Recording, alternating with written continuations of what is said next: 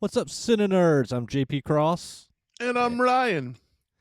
and today we decided to do a new release film, Dracula: A Tale of Love, Love Tale. a love tale, a tale of Now, love tale. now the reason I specified that and clarified that is because I have a big issue with what they did with the American version. They did indeed drop a love tale off. It is only Dracula. And I think they need to have a love tale on it because it is more of a love movie than it is your standard Dracula movie to me. It is, and you know this is going to be a couple weeks later since we just watched this last night, and we're going to probably release this episode in a few weeks. Uh, a couple weeks. I don't know. I may change the timeline on when we release this, but regardless, this will be a week or two, at least a week or two after we watched it. We watched this as a mystery movie with Rick from the Whole Damn Enchilada on a Monday before the release of this film in the U.S. And I had not watched a trailer on this film. I actually did not. When we went to watch this movie, Rick kept saying, "Well, I think it's Dracula. I think it's Dracula." I was like, I didn't even know that there was a new Dracula movie coming out. Like, it was how little this film was on my radar. I knew nothing about it. Didn't even know it existed. I I knew it existed and I didn't know what to think about it. I didn't know what to expect. I will say that JP and Rick definitely enjoyed this movie a lot more than me. From we had our little round table after we all got out of the movie. They definitely enjoyed it a lot more than me. I did enjoy it. Don't get me wrong. I absolutely enjoyed it, but not to the high Well, regard that these two gentlemen did. I think after I let it settle, I don't have as high regard for it as I did initially. I think once things have settled, but I really fucking enjoyed this film. I'm just going to throw that out there. Like, I really, really, really enjoyed this film. I'm glad that this movie came out at least a handful of months apart from Nosferatu. Uh, because I mean, at the end of the day, the Dracula story is the Dracula story. You know that there is a person who goes to his house to tell his story. You know that there's a love interest, the reincarnation aspect, as in this one at least, and but there's a lot of similarities, regardless of Nosferatu, this and previous Dracula incarnations. So Nosferatu and this coming out and competing against each other at the same time probably wouldn't have been the best idea. Yeah, no, and this film was, yeah, like you said, this film was supposed to come out a year ago, from what I read, but they held it in the U.S. I guess it was released in France a year ago, but they held it in the U.S. because of Nosferatu. They waited a whole year to put this film out. Makes sense. I wouldn't have put this out against Edgar's Nosferatu. Now, I prefer this film over Nosferatu. I'll go ahead and say that because we were talking in our little round table after we watched this last night. I'm not an Edgar's fan, and there's not been any film that he's done that I've really truly loved. I thought Nosferatu was good. I thought it was okay. The Witch was okay, but were they great for me? I don't think I think Eggers is a great cinematographer, but I'm not into some of his storytelling. He is just that. His visual aesthetics are beautiful. I will give him the credit where it's due. However, on in my world, he is lower than M. Night Shyamalan. Yeah. That's all I'm going to say. I have not had one movie experience that I liked yet, and I felt like I almost had it as I was telling these gentlemen last night. I felt like I almost had it with The Witch. The Witch I thought had all the promise possible. It just dragged so bad that I was falling asleep almost at one point. And to point throw myself under the bus, I don't know if you heard me, JP, but like, I definitely snored a couple times last night. Did you? I didn't hear you. I woke myself up snoring. Let's just put it that way. So there are points that drag in this one as well. But this movie's God, this movie, there are some scenes that just are simply though these points in the movie are just simply perfect. And before we I'll let JP talk a little more past that, but I do want to just say we're gonna try our best because it is still a newer movie to try and keep the spoiler free. No promises. So you've been warned if we slip. Yeah. Well, we're going to try, but at the end of the day, this is a Dracula story. He didn't change. Now, Luke Beeson or Besson, however you say his name. Now, when I saw his name come across last night, I was like, where do I know this name from? And then I was like, I looked it up today and I was like, I knew that name. He's the same guy that wrote and directed Fifth Element. And he wrote and directed Valerian. He's written and directed like multiple great films. You left out the best one, Leon the Professional. I would say, yeah, Leon the And Professional. Lucy. I loved Lucy. He Yeah. did Lucy as well. Yeah, no, he has a fantastic catalog of films, and this is no exception. I mean, this film is fantastic too. But at the end of the day, spoiler alert, it's a Dracula story. It's literally, if you watch Francis Ford Coppola's Bram Stoker's Dracula in the 90s, this is the same film to a certain degree, but with a few story elements changed, few aesthetics changed, and it's less horror and more love story. Without a doubt. And you can see as you come into the beginning of the movie, right off the rip, you have the intensity of Elizabeth and Dracula, Count Dracula. You have the intensity of their love and their passion as his people are in the midst of a war, and he is taking time to make sure his queen is properly taken Taken care of. care of. Yeah, as you should. You know, listen, guys. This is what I tell everyone: success to a relationship is the focus on your lady first, always. And once she's comfortable, safe in bed, that's when you go play your video games. You go to your movies. You go out, whatever you're going to do. You always got to make sure the lady's down first, right? Anyways, I digress.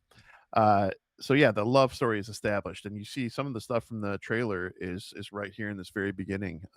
So it kind of unfolds, and in the first, I think Rick and I were in agreement too. You know, the first 10-15 minutes as a whole is just pretty much damn near perfect. It's a love sequence into a war sequence into his profession of denying God, and the way that it builds from there is just spectacular. Yeah, and it's like you said, it's almost perfect. It's so good. Now, one thing we talked about last night was how gorgeous the girl was that played Elizabeth. Now, Zoe Blue is who played that. Did you look to see who she is? There was I didn't notice anything that she had been in that I it was all like kind of lovey-dovey stuff. Yeah. Well, her IMDb beside. You see who her mother is? No. I'm Her gonna know mother is her mother is Rosanna Arquette. what? Yes. And looking at her now, I'm like, I can see like she's a Dewey. she's a better she's a better looking version of Rosanna Arquette, No, she's an but Arquette for sure. you look at her now and you're like, oh, You just I fucking ruined s- it. I You see ruined it. it. You ruined it. All I see is Dewey now. I would whisper in her ear it was an honor too.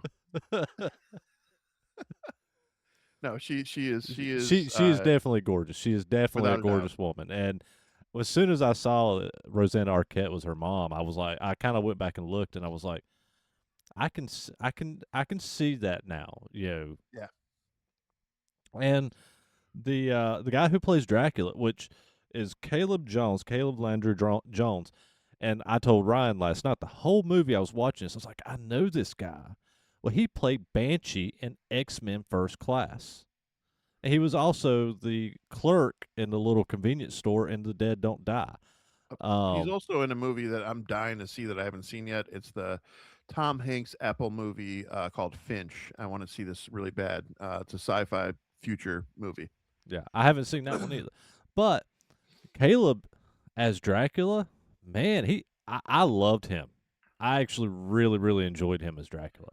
He looked so freaking weird, but other than that, I enjoyed him too. He did a great job. He knocked it out of the park. But I don't. It was weird. Like, I mean, he's not fat in the slightest, and I'm fat and like this is the shortest my beard's been in a long time, by the way, but I have no jawline, and so like my chin disappears into my neck if I pull back, like I look like a hot dog. And he just kept being angry like in the movie and pulling back and having these moments where his chin disappeared, and I'm like, why is he doing that? Like it was just weird. I don't know. And he always looked like he had just been choked because his eyes were so red. Yeah. I thought he did. I mean, yeah, there's some motion things that he did, and The he's a weird looking guy. Let's he's just just a weird looking guy, but yeah. no, and not disrespectfully. I mean, like he literally knocked it out of the park with his acting in this. He did a great job, phenomenal job, as a matter of fact. So, uh, I think he was just as great as don't say uh it, don't say it. He's that he is honestly the reason I didn't like the movie. really because Christopher Waltz is horrible. He's well, I'm not horrible talking at about I'm this. not talking about Oh, I'm talking about Caleb. I'm talking about Dracula. oh, I think he's just as good as what's his name shame, shame. He's not Gary Newman level. No, Gary Oldman. You're saying no, Newman. I disagree. He's all. I Fight. didn't say he's better than Gary Oldman. I said he's up there with Gary Oldman as He Dracula. Like he did an His Dracula is really fucking good. I will give him that. It is good. I just can't put him on Gary Newman level. So Oldman. Oldman, my bad. Yeah, different dude. Newman Yeah, is a pop singer. yeah. Well, hey, he's not bad either. But no, Gary Oldman though is like he's an untouchable force in my opinion in the acting world. He's one of those unique ones that whatever he does, he just seems to own it, and I'm always good with it. But yeah, no, I got to give Caleb props. You're absolutely right. He did in his own right, in his own style. He owned it, and he made it a solid character. Now that said, I already gave myself away here. Christopher Waltz is in this movie, and mind you, he was in Frankenstein as well. Another cinematically beautiful movie where he did a far superior job to what this was. This was almost weird for me with Christopher Waltz in this. I felt like he Padmade us a little bit in this. He had no effort. The thing with Christoph Waltz is this: he has knocked it out of the park with Inglorious Bastards. He knocked it out of the park with Django Unchained, which you've not seen yet. He not he You did know how he. much grief I've gotten for that, by the way? I have friends messaging me. I have people calling me. Can't even believe the amount of you that love Django that are calling to give me grief saying, "You're a movie buff. How have you not seen this?" And so like they're like, "Get on it." And like I'm being reprimanded for people. But anyways, go ahead. but Christoph Waltz, he knocked it out of the park with Django. He knocked it out of the park with Inglorious Bastards. And he really knocked it out of the park with those two movies. And like I said, Frankenstein, we could throw that one in there. He did okay, and he did pretty good. But those two movies, he really knocked it out of the park. And since then, almost everything I have seen him in, it seems like he's just going through the motions. He he reminds me of a he's just kind of there. I feel like if he's not working with Quentin for whatever reason, he's just going through the motions. It's like Quentin really pulls it out of him as a director. And it's like everything else I see him in, he's just kind of mediocre. I feel like he's a B movie version of John Malkovich. Like he has Yeah, yeah. such powerful moments that translate well on screen, but he just doesn't deliver the execution. Yeah, yeah. And I think he's great with the right director. And I think if he's not with the right director, he just phones it in. And this is the weak point in this film is him. It's wonderful seeing him on screen, but at the same time, it's just he's doing what he does in every other movie if he doesn't have a good director. Or if he doesn't have a director really pulling it out of him. It might not even be that's not a bad director.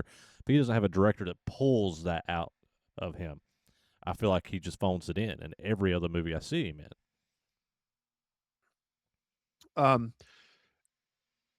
he is definitely a pinch point for me. That aside, the uh, that's why I said what I said at the beginning. I feel it's so important to make sure that they're saying a love tale in this and keep that on the title, because if you go in just expecting a Dracula movie like we've seen in the past, there's just way too much love aspect happening here to not acknowledge it.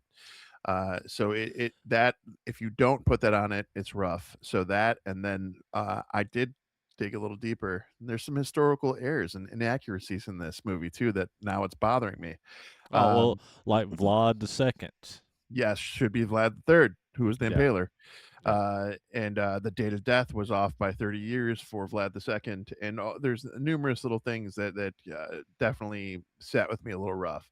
And then last night after we left, and we you guys had professed how much you raved about the film, and I'm gonna quote JP, and I know you took it back, but you did say I'll put it above Bram Stoker's I Dracula. said I'd put it above for one reason, and I'll stand on this mountain.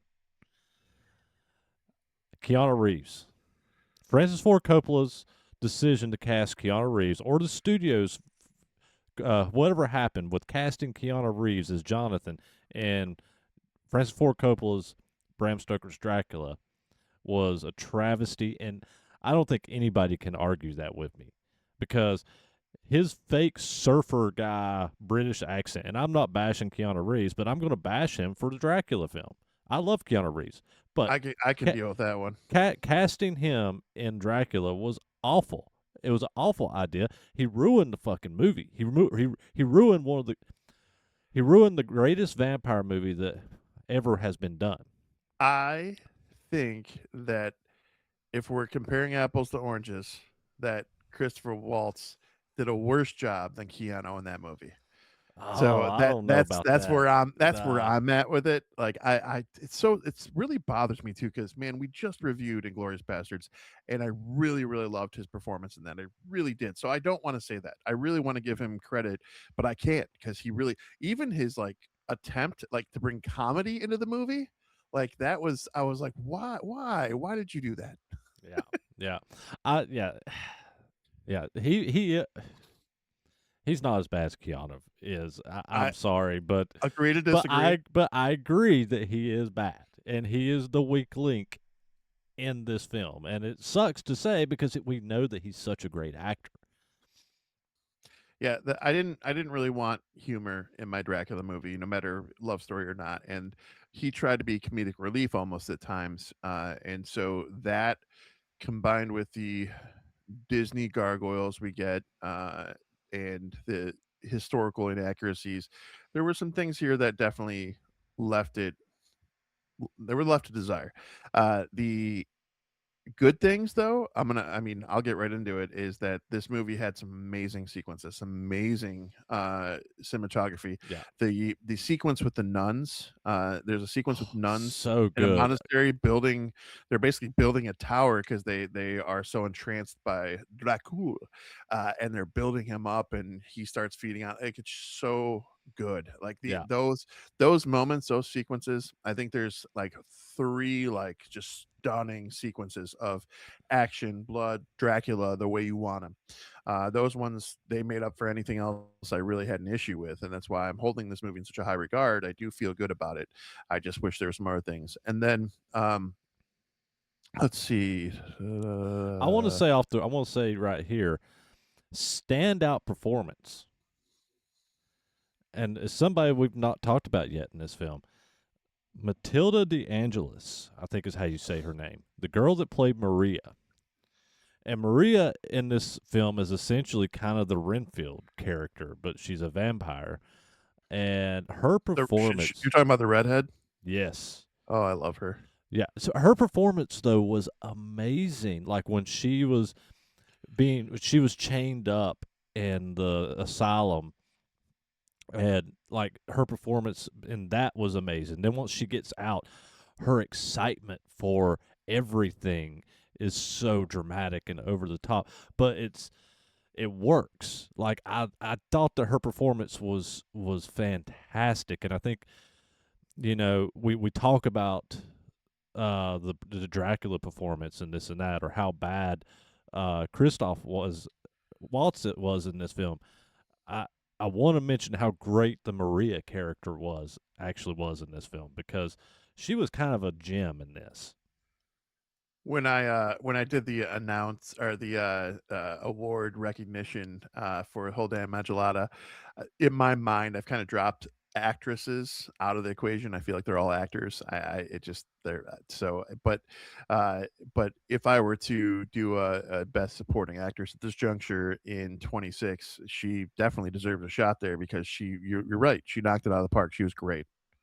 Yeah, yeah. She was fantastic, and the Zoe was fantastic as Elizabeth, but she was more laid back. Her character was more laid back, where Maria's character was very vibrant and very alive, and it was two different contrasts, but it was how She it was how it was written. It was how it was supposed to be. Yeah, and we didn't have, um, Elizabeth or whatever her name is, we didn't have her really at the bloodlust stage yet. Hmm. I feel like the Maria character was at that bloodlust stage, so everything was, a carefree, without consequence, traditional vampire in that sense. So yeah, she was definitely embracing that and definitely, giving you that feel. Yeah. And you talked about this. I love the cinematography, but talk about the negative. Let's just you've already mentioned it, but let's dive into some of this negative. Outside of the one performance, the CGI and the decision to use gargoyles. Now I love the gargoyles. I think it was a cool spin, but man, and I said this last night when we talked about this, was the CGI was so bad on like such a beautiful set, such beautiful cinematography. Then you have such bad CGI for these gargoyles. Like I don't understand the thought process on bad CGI for those gargoyles. I mean, if it costed that much and you couldn't make them look good, could you not cut some of the gargoyles or do something to make them look better? Yeah, no, I these were like a lesser quality of what you'd see in, the statues out of Haunted Mansion. Yeah, It just gave you that cheesy vibe, it took away from it. I understood they were companions to Dracula, but, it just wasn't a it wasn't fitting. It didn't match the rest of the movie. it Uh, didn't at all, yeah, and yeah. it wasn't even that I had an issue with him having them using gargoyles. I like that little twist, but make them look good. I Maybe you give a know, little bit. Maybe give a little bit more of a story on how he's using these gargoyles, but or something. But I'm gonna reference a awesome concert experience I had with this moment. I was working a Cradle of Filth show, and I had not seen them do this particular set yet, and they had all these pillars around the stage, and I thought there were prop gargoyles on the top of these pillars. I was wrong. They were not props. They were actually people that were dancers that were that well make-upped and propped that they looked like they were actual gargoyles, and when they started moving, it was so sequential and methodical. It was just so good, and I guess I get angry in this respect because the CGI, it probably didn't they could have done practical effects. Those yeah, little kids, I think, coming out at the end, which sorry, a little bit of spoiler, but not anything major. But I feel like those kids would have represented themselves better as those gargoyles, or at least keeping things stationary and like he's talking hmm, to things, he's going crazy, and then they start moving when these people invade the castle. yeah, But the way that it came out was just that was rough. yeah. This is my biggest issue with this film is these gargoyles, and they don't work.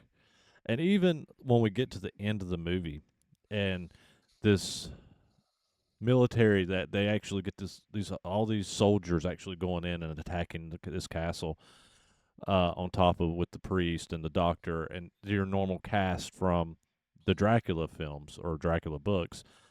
They're evading. Well, these gargoyles are attacking all of these soldiers as they're coming in, and this again will tell you how bad these gargoyles will take you out. And I watched this, and I don't know if you caught this. One of the first things one of the gargoyles does when they first start attacking was one of these gargoyles literally does a Hurricane Rana to one of these soldiers. Did you catch this? No, I did not. He literally does a Hurricane Rana like a wrestling move to one of these soldiers, and I was like in the theater thinking, I was like, that fucking gargoyle just. Why would they do? Why would they blatantly throw such a wrestling move in? Hold on, hold on. Grec and Roman wrestling is the oldest sport in the world. Let's just put that out there first of all. So, It and is. martial arts are even based off of those throws and jujitsu and all those fun. So, it's plausible. What, you gonna have a gargoyle do a luchador move? Listen, I was trying to give some kind of balance here. I've done a lot of attacking. I was trying to be positive.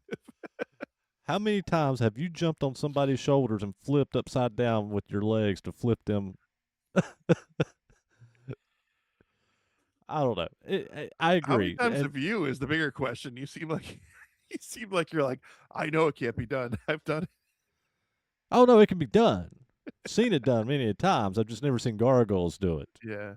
Um, yeah, this is the one thing that I truly hate about this film is these gargoyles, though. And so just throwing that out there, the film is beautiful. I love it start to finish, except for these gargoyles. I Other have to than say, like, the I would say I'm gonna do my 2 favorite scenes. The in the first 15 minutes, just to get I wanna build up to this scene because it's so good. It's more emotion based than anything else. But the before Dracula goes into war, he goes to his priest and he goes, "I have one thing for you to ask of your God, and that's that you protect my wife, that she's safe." And that's all he asked. And the priest was like, it's God's will." He was kind of like making kind of half-assed excuses. And the castle starts getting, or wherever she's staying, starts getting attacked. And so she has to flee, or she's going somewhere to meet. That's what it was. She was going somewhere to meet him at another castle to meet up afterwards. yeah, he was sending her to a different castle that was Right. further away to Right. be safe. And when they went there, the, Muslim invaders, they came in and they found her and her horse, and as soon as he had won the battle where he was at, he hears from his men, the princess has been attacked, and he goes to her, and he's almost to her, and he actually, if we're being honest, he actually kills her. He throws his sword and throws it through the Muslim who has her in his arms, and it goes through him and into her. Um, but that's not the part that was amazing. The part that was amazing was what happens after when he comes back to the priest and he denounces God and how he does it. I'll let you see that for yourself. But that part was so unbelievably emotional, riveting. I could feel the intensity in Caleb Landry Jones's face and his eyes when he was in that moment. And I love when you have an actor that's that committed to a role that made it that intense. And then from there, the other scene is the one I already talked about, that the nuns in the monastery. Oh my God, was it good? But I was a little confused about that scene too. I know he's Dracula, he's not the minions, so him going onto a holy ground was a little weird for me. I didn't quite. They Yeah, invited him in, but he still shouldn't be able to go in there because it's yeah. holy ground, right? They invited him in, but they did do crosses a little different. They showed crosses to him, but it didn't affect them. It just basically the crosses would burst into flames in their presence. But When, when, um, after he's denounced God, I will talk about this too. He tries to end his life. He wants to be with his wife. yes, And he tries and tries and tries, but God will not let him die. And it's quite impressive, I have to say. I did appreciate that sequence as well. yeah, yeah. No, there's so many sequences like that. Like those scenes you mentioned are my two favorites as well. The scene with him trying to unalive himself was fantastic. Um, I love the freak show. So there's a scene later in the film when he reunites with Elizabeth and they go to this freak show and they're going through this freak show with like a mermaid and a bearded lady and all this and this coincides with the Maria character, her so excited and like you say so carefree Mhm. and full of life, going through this freak show with Dracula. And I loved all that. Like I loved all that scene. The weakest thing in this film, outside of the gargoyles, is the ending. The ending is it's not much different from what we've seen in other Dracula films, but it's so quick. But there is something that brought me back in the ending, and it's the dust in the wind. You Well, know, that was quite amazing, yeah, and it went up towards the sunlight. So, I think the whole story arc that the priest's character was trying to deliver, though, and that his people had found out over the period of the 400 years that they were hunting Dracula, hmm was that it was. he needed to be forgiven and needed to find redemption to find God again. And the way that Christopher Waltz's character spun spun the way he thought about God around and made him kind of look at it a little bit differently, that kind of led him to that path, I feel. He Hmm. because, what was the line? Dracula looked at the priest and he goes, "But she is my salvation," and he goes, "But you are her damnation." Yeah, yeah. I thought Which is that a was great line. It's a great yeah, yeah, line. absolutely, and it made it all of a sudden, it, like, clicked. It was like, "I'm the reason why she will be damned. I can't do this to her," and Yeah. he lets it be what it is. I love all that about the ending, but what I hate it is so quick. Yeah. It just felt so rushed, but everything within that ending was great. Like the explanation and then what happened with the dust in the wind and like you said going to the sunlight and redemption, and yeah, the ending is fantastic. It's just a bit rushed. I disagree only because they did the Skywalker hallway scene. That was a fantastic scene too. He God, that was he so cut good. through at least 10 people like they were butter. It was so good. Yeah, it's literally like if you've seen the Rogue One Vader scene at the end. It's similar to that, or the Skywalker and the Mandalorian scene going Yes. through. Like it's very similar to those scenes, but it's Dracula. Dracula version with no lightsaber. Yeah. Oh, so did you look up budget on this?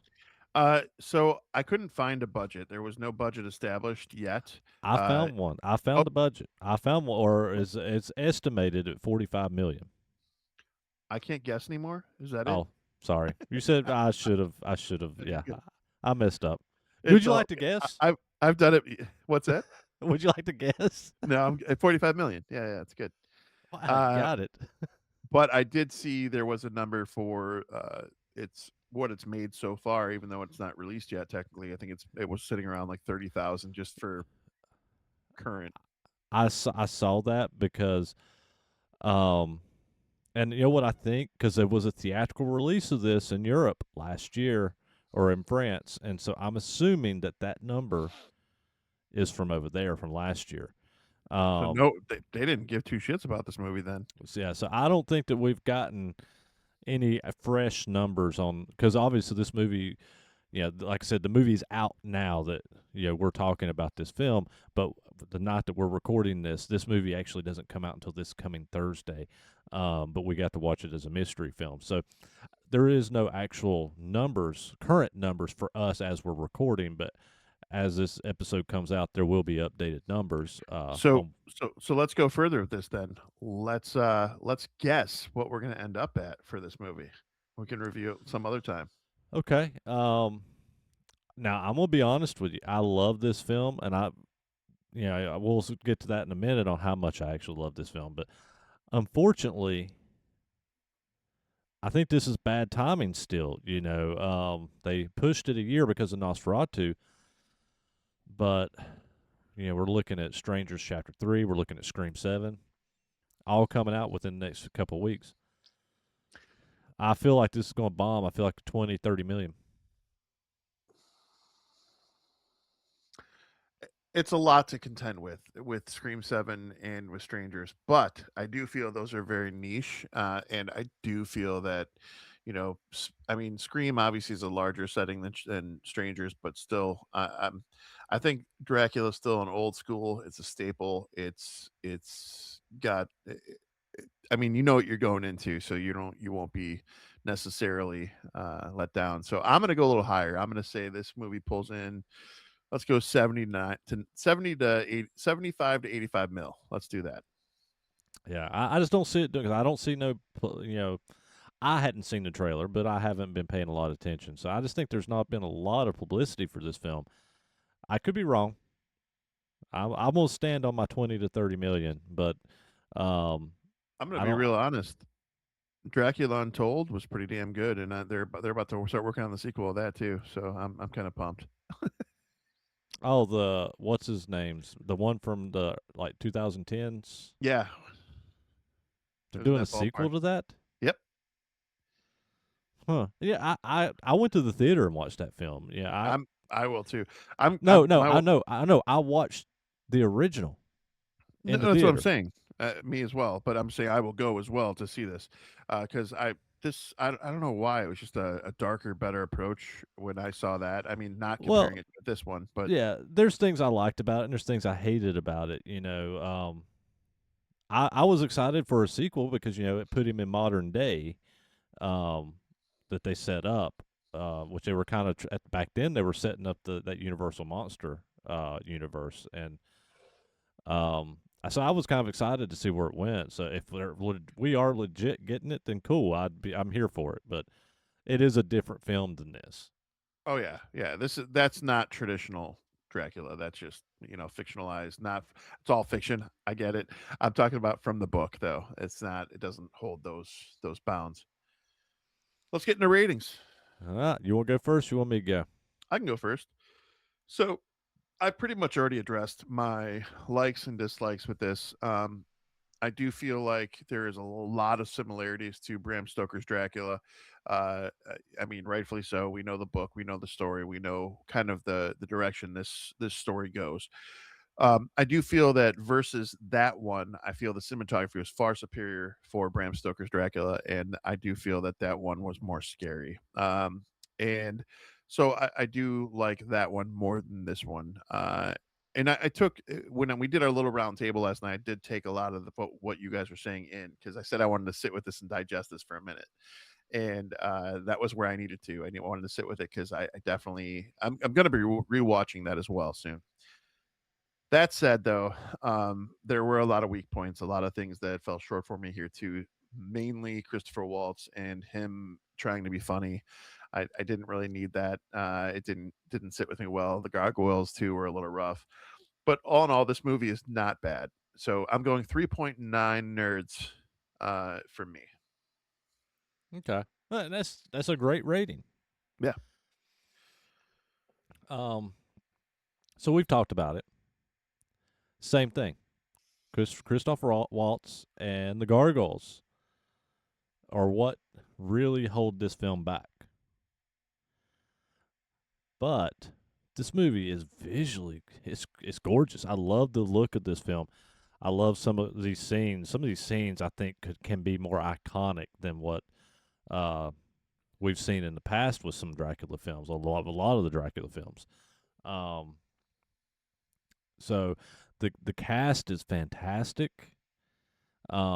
Outside of the one we've talked about, but the cast overall is all of them are pretty fantastic. Start to finish. I really love this film, and yeah, I think it's up there with uh, Francis Ford Coppola's Dracula. I don't know if it's better. It's a different. That's what I was referencing. I It's kept saying different. Bram Stoker's, but It's different. With the fact of Francis Ford Coppola did a horror film where um, a love tale. Luke Besson is done a love tale. This isn't a horror film. It has horror elements, horror adjacent, as Rick would say, but it has horror elements that are there, but it's not a horror film. It is a Dracula love story, and it is Bram Stoker's novel, but done a little different. That less horror. So, looking at this as not a horror film because it's not, then I have to rate this at a 4.3 because I generally really loved it as a movie, not a horror film. That's And fair. will I say there's elements of this, and I'll stand on what I said last night to Ryan and Rick. There's elements of this movie that I put above Francis Ford Coppola's Bram Stoker's Dracula. Um, but as a horror film, then yeah, Bram Stoker's Dracula is the better film. But as a love story and some of the visuals in this film, I actually really enjoyed it a lot more than Bram I would Stoker's I Dracula. would say that the the combo personality people out there who are gothic and romantic are going to absolutely be head over heels for this movie. Hmm. That's kind of the vein that it sat with me. And to your point of the iconic imagery, one of my favorite moments that I didn't talk about, which totally I don't know why I forgot, but when you said the imagery thing, it popped. There's a scene right after that in that first 15, 20 minutes in that right when the battle concludes and his people are victorious, they come up over the ridge line Hmm. with the fires burning behind them, and they all have their spears and their pikes, and on each one is a head. They've Hmm. beheaded their enemies that they've defeated, and they have put their heads on the spikes, and it gave kind of a more non-fictionalized approach to Vlad the Impaler. Hmm. It kind of put that in perspective, whereas you hear the legends where he just mounted these people on spikes and crosses and impaled them, and all the different things you hear. But this was kind of made it more a wartime scenario where that's just what happened. So I appreciated this movie a lot. When this comes out, I'll be happy to add it to the collection too. Yeah, yeah. So yeah, it's. I think you hit the nail. I think if you're wanting to watch if you're a horror fan, watch Bram Stoker's Dracula. If you're a gothic love story fan, then watch this one. You're going to prefer this one, I think. And I think could, for me, it could depend what kind of mood I'm in. Hey, man, when he was yelling at the priest about because of how much he loved his wife and how he was just so broken, I told you, man, I resonated with that moment. Hmm. I thought about my wife. It's you when you have that passion, that love for someone, that's where you resonate with something like that. That's just a powerful moment. I loved it. Yeah. So overall, we both recommend this. Do we have any film recommendations? Not a film recommendation, a series recommendation. And people are going to probably make fun of me for this, but I picked this to have something kind of mind numbing to watch. I started watching Nathan Fillion's The Rookie, and I've been enjoying the hell out of this TV show. It's a series about a 46-year-old same age as me, who decides he's going to basically life affirming become a police officer out of nowhere, midlife crisis, if you will. And but the show is great. It's rinse and repeat every episode. You can kind of put it on in the background. You know that they're going to identify a problem. They're going to go through the problems to get them to the resolution, and the show ends. It's had a lot of great guest appearances and a lot of fun. So Nathan Fillion just always kick ass. So there you go. Yeah, I love Nathan Fillion, and I've never watched that series. I've watched a few episodes, but what little I've watched has been good, and it has always had great reviews. So, it's one I probably need to dive into at some point. I don't know if you want to. I mean, I'm only in. I just got to season 3, and there's 8 seasons, and there's like Yeah. 20 episodes a season, so it's a lot. Oh yeah. No, I've powered through some of those in recent months too. So, I mean, I just rewatched the entire series of Grimm. Yeah, that's right. You were telling me that. So, I powered through all of Naruto because my son didn't think I could do it, so I get it. so since we reviewed a vampire film, I'm going to recommend a vampire film. So, I decided to do a little bit of a lesser known vampire film that I think a lot of people missed. You don't hear much about it. 1977's George Romero directed vampire film called Martin. Did you ever see this one? I did not. George Romero, you guys know he did Night of the Living Dead. You know, he did the Dawn of the Dead, Day of the Dead. Well, he did a vampire film in the 70s called Martin. And this film is about a young man that is being shipped to a different family member. Every time something happens, he gets shipped off to another family member.